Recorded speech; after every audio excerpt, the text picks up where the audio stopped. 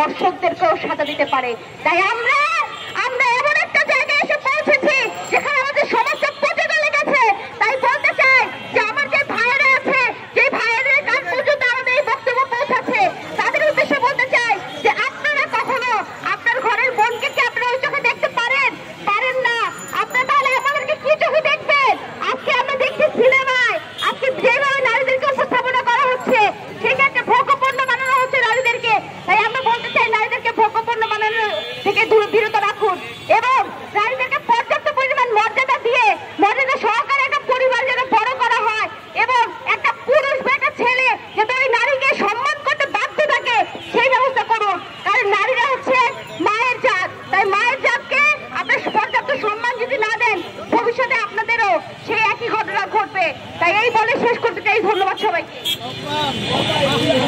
এই পর্যায়ে আপনাদের সামনে বক্তব্য রাখবেন ঢাকা মেডিকেল কলেজের শিক্ষার্থী রুবিনা আক্তার প্রমি। আপু উপরে থাকেন,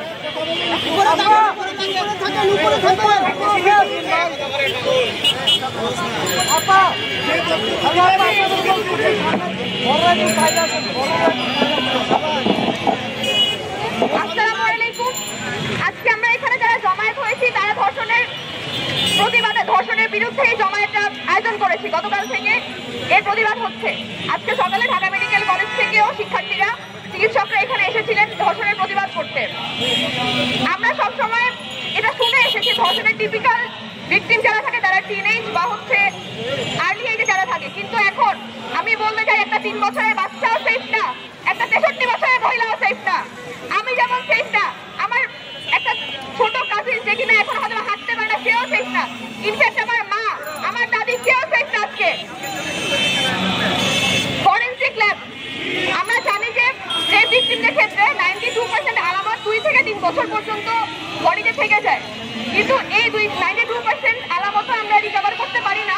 তার কারণ বাংলাদেশে ঢাকায় ফরেনসিক ল্যাব হচ্ছে শুধুমাত্র 2টা। এই 2টা ল্যাবের মাধ্যমে কিভাবে এত হাজার হাজার ভিকটিমের ফরেনসিক এভিডেন্স হচ্ছে কালেক্ট করা যায়? ডাইং ডিক্লারেশন নামে একটা জিনিস আছে। ডাইং ডিক্লারেশনের ক্ষেত্রে বলা হয় যে কোনো মৃত্যু পথযাত্রী কোনো ভিকটিমের ক্ষেত্রে সে যে স্টেটমেন্ট দেয় সেটাকে সত্যি হিসেবে ধরে নেওয়া হয়। আমি যদি কাউকে শুট করি সেক্ষেত্রে সে ডেথ বেডের থেকে যদি আমার নামে স্টেটমেন্ট দিয়ে যায়, ইনফ্যাক্ট আমি শুট না করলে যদি সে আমার নামে স্টেটমেন্ট দিয়ে যায় আমাকে চার্জ করা হবে। তাহলে ডেথ বেডে থাকা একটা পেশেন্টকে ডাইং ডিক্লারেশনকে যদি স্টেটমেন্ট হিসেবে নেওয়া যায়, একটা রেপ ভিকটিমকে কেন তার স্টেটমেন্টকে ডাইং ডিক্লারেশন হিসেবে ধরা যাবে না? 8 বছরের একটা বাচ্চা কাকে ফাঁসানোর জন্য মিথ্যে কথা বলবে?